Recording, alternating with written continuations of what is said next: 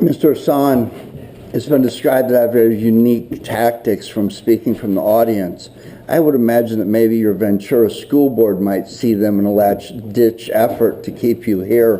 When is that first meeting? Next Thursday. Okay, but in reality, I remember the days when it would take a nod from the dais, the person up here, for the finance director or assistant superintendent to be able to say anything about the budget. And that annoyed me very much. And then we went into a period of time where there were grand jury investigations going on, and the state auditor was in here. Imagine the honor of being 3 school districts in California that were the subject of a state auditor, and the board couldn't know anything about what the superintendent or the person in your position was testifying to the grand jury. I would like to say and give recognition to Lynn David, who was here during all of that, and was, I think they invented copper wire by you and Lynn David fighting over a penny. But nonetheless, when you got here, about the time you got here, the charter stuff just collapsed and there were payouts. And I look at numbers. This administrative team has put together what is the equivalent of about $1.5 million average per year for the next 5 years in money that it does not come through ADA, that is not COVID related. This is having people that have experience at much higher levels coming here to see to it that this district is managed financially in a way that's safe. Because without fiscal safety, there is no safety. You feel like everyone is the foot's ready to drop. Everybody knows by now we're in the middle of negotiations. I'm not going to say anything about negotiations or what's going to happen. That happens back there. But you've been around a couple negotiation cycles, and not everybody understands it. Because we have a reserve, that doesn't mean that you can just spend away. The minute you trigger deficit spending, the county starts looking a little bit deeper. So you have never got us close to deficit spending, and I know that there are times where things pop up, unfortunate things, things that I'd like to think that could have been avoided, but they're just dropped right in your lap. And you know, I wouldn't like to hear your language when you get home, but you've done well managing those things, even those things. In all seriousness, the way that you are able, well, again, the superintendent doesn't sit up here and hide behind other staff and ride your coattails to make himself look good. The last one didn't do that either. So I appreciate it. I come from an environment where the director of finance is double barrel with the city council saying, change this number out. What if this happened? What if our TOT collapsed? Blah, blah, blah. I've been able to have those kinds of conversations with you dynamically where you're changing numbers on the board, and you can't get any more transparent than that. I know that I knew the answers, but there's times when you really have to be able to tell the public, hey, this is kind of what's going on. And if I'm up here making your life hard, at least on the level, and you're just that responsive, again, you guys are a great team. And the way you make yourself available dynamically, like right now with numbers, what if this, what if that. It pains me to see you go. It's too bad that there are labor laws and other laws that stop me from doing what I need to do to keep you here. How's that for behavior? So, it's terrible that you will not be sitting there. I kind of did myself poorly on the last PARS report, so I can't pull you out to vote no, but know that I would. Anyway, I want to talk about, I went to the LACSTA meeting, Los Angeles County School Trustees Association meeting, It was in Palmdale at the Palmdale Learning Center. First thing I want to say about that place and the Palmdale School District is there's, I guess, a Palmdale Promise, because it's everywhere you look. I think everybody had a tattoo that said Palmdale Promise. I think my car had a sticker that said Palmdale Promise on it when I left. There's something to be said about that, and it's about cohesion between the superintendent and the board members. It's about realizing that the superintendent is the educational leader of the community. He's not on the nose ring of the community. The superintendent and the cabinet are hired to be the educational leaders here, and Mr. Mirza, that position ensures that they have the money that they need to be able to do that. This isn't just a cookie cutter thing. We hire an educational leader, and a board that understands that you are behind the priorities of the educational leader, which are defined. We already have a strategic plan. The community worked very hard on it. It was Kelly Jensen's version of the Palmdale Promise, and everybody participated. And the one thing I want to call to your attention, maybe people don't realize it, but every time the gold standard report comes up and the superintendent gives a report, there are numbers that are reported on, and those are direct measures of how what the district is doing stacks up against the existing strategic plan. That makes it a live document. I see too many buzz phrases coming in where people go to conference, they come back strategic this, succession planning that. They hire some consultant, and the celebrations at the end when you get a book that thick listing all the board members with their names and everybody else's name, and that sits on a shelf and becomes a dead document. The best boards, even at the state level, decide what's really important. There's consensus and focus on what the superintendent's educational goals are. If those are poor, you find a new superintendent. They're hard to find nowadays. When you've got people bringing in money, millions of dollars to replace a $4 million sudden overnight deficit of charter funding, I don't call that bad leadership.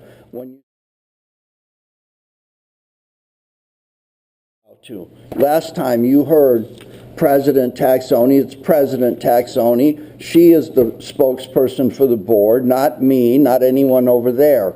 Next year or whoever, you'll all have your chance. But at this time, President Taxoni has put some things out there that are her priorities. The first ones were kind of hallmarky, but I like them. But there was one in there that made a lot of sense to me, and it was about health, mental health. I've seen for way too long a stigma that goes with having a problem because you're having a bad day, you've got socioeconomic issues, you're a sped kid, you're not learning, you're ostracized, you're out on the fringe of things, and you just can't catch a break. And then finally, you do something stupid or you hurt yourself, and a 5150 call seems to be the first step people take, and that is changing very rapidly. So what I liked about your priority or your initiative was that you're smart enough to look at what your superintendent's goal is and to time your initiative at a time where these people have gotten the funding to make it real. The measurability of it is kind of scary for me because student records are sensitive, at least most of us know that. But the fact that you are lining up your initiatives as a president with the realities of the budget, I congratulate you on that. I would suggest that everyone on this board take a look at your president's priorities and ask yourself what you can do to support those priorities.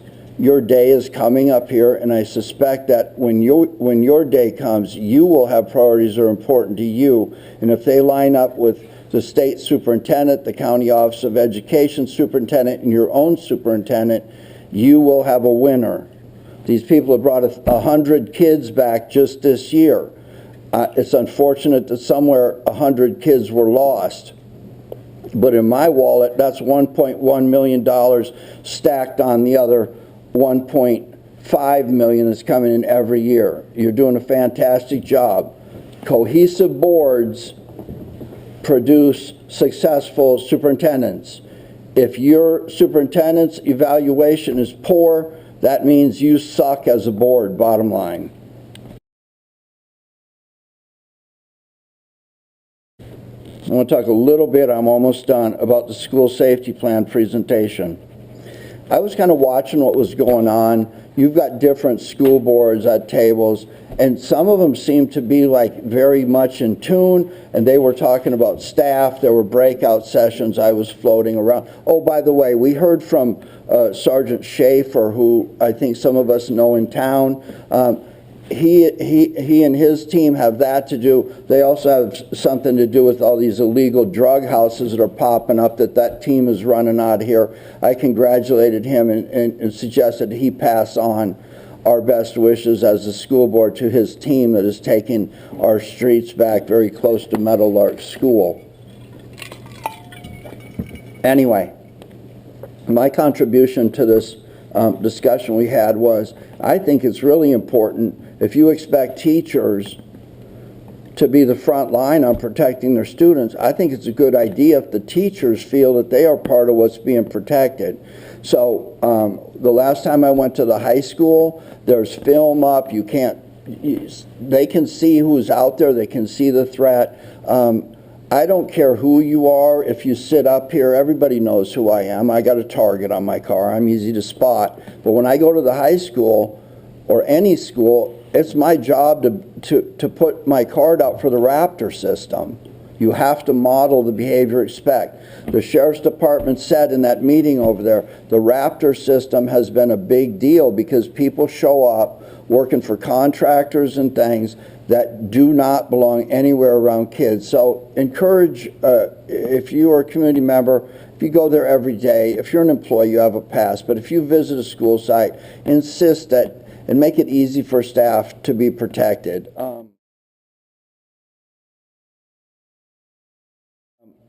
Something I am happy to see tonight on the agenda, and I'll have comments, is this idea that we're going to understand better for the sake of the board and the community what the business services department is.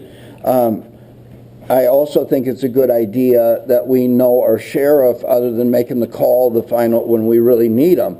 And I remember there was a program through the PTSO called Know Your District several years ago, and that program consisted of bringing different entities of our organization and community organizations such as public safety and making those people available to tell the public and the parents and the staff who they are, what they do, what their organizational structure looks like, what their budget is, what their operational constraints are. So I would very much like to see this program that you're talking about tonight go into other areas up to and including the public safety of people that appeared at the Know Your District thing. That was a very successful program.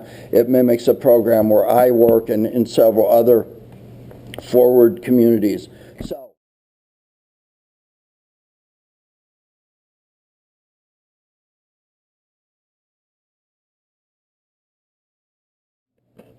just for public awareness and context, this solar panel project predates me being on the board, so decisions were made 6 years ago. The last time it was discussed, someone unmentioned in the audience had to remind me that I was actually on the board when this happened and how I voted. So this is an old deal. I think the most important takeaway is that Acton School is still not DSA approved. That's this place. And when I'm looking for floor space next year when more kids are coming back, store that one. You can escape that, but the rest of them can't.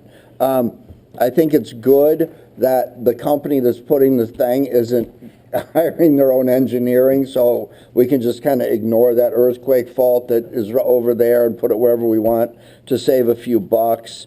So this is just keeping everybody clean, and before they get the job start, you can probably force them to pay this bill. Okay, so we're relatively sure they'll reimburse us.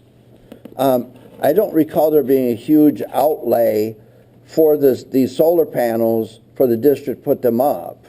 I don't recall there was cash involved where the district had to pay. So the overgeneration's part of getting stuff for free. So if somebody gives me a free car, I don't ask them to put gas in it later, right? Okay.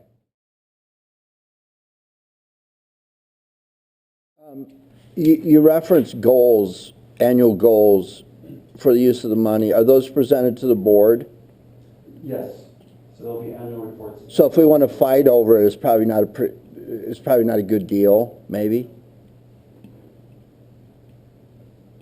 So if we're ahead of the game, where we actually know what the superintendent wants to do and don't fight you ad nauseum, that probably looks good to the auditor, maybe.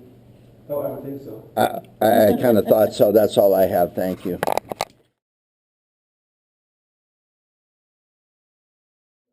Okay, so let's just talk about the administration team. The people who are in the office working as management analysts or clerks or actually doing the compliance work.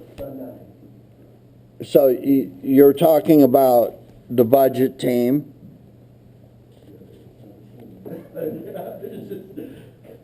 I'm being gracious. There's a punchline at the end of it. Look, I know the budget. I know what your bid limit is. It's on my keychain. Remember when I went 109 last meeting? Yeah, I know what it is. I've been here a while. So you have the budget team, you have the charter team, you have the transportation, this is all administration. You have the HR team, you have the maintenance management team. Okay, so that's not in the 9. Well, that must be the part that they're talking about it being top heavy all the time, right? So does LACO not require that there's a fractional balance between the administrative team and the teaching staff and the support staff?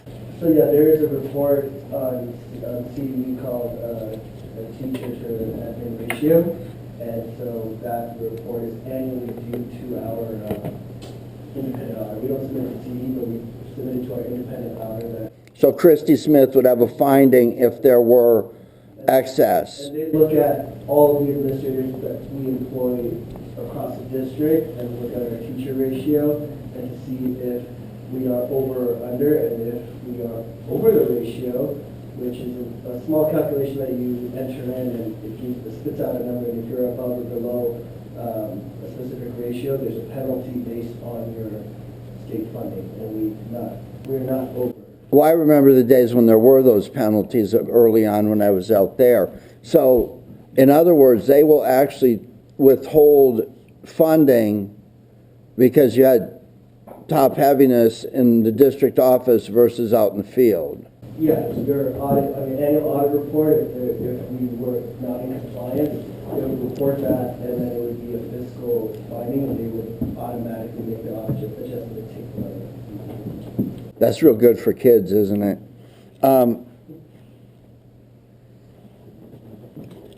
So the IT team, I'm going to pick on the IT team now.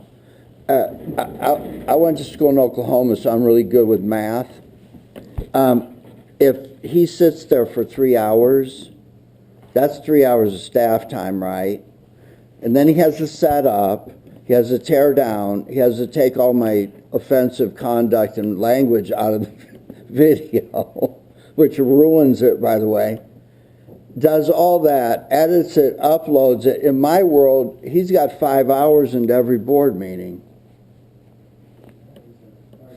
Well, do you hear what I'm saying? Out of 40 hours, 5 hours is a better part of one day, every 2 weeks. So when I hear people saying that the district office is overstaffed, no. And something else I want to call to your attention is you get into bigger districts, do you have a different set of compliances that they cut you slack because you're small versus Long Beach Unified or ABC School District, which is Arcadia, Cerritos, and Bellflower, I think. Anyway, you have to do the exact same thing. So your charter team, how many, right? We got one person. Do you have any idea how the LACO office of the charters they oversee, how many people they have on that team besides the whole 4th floor?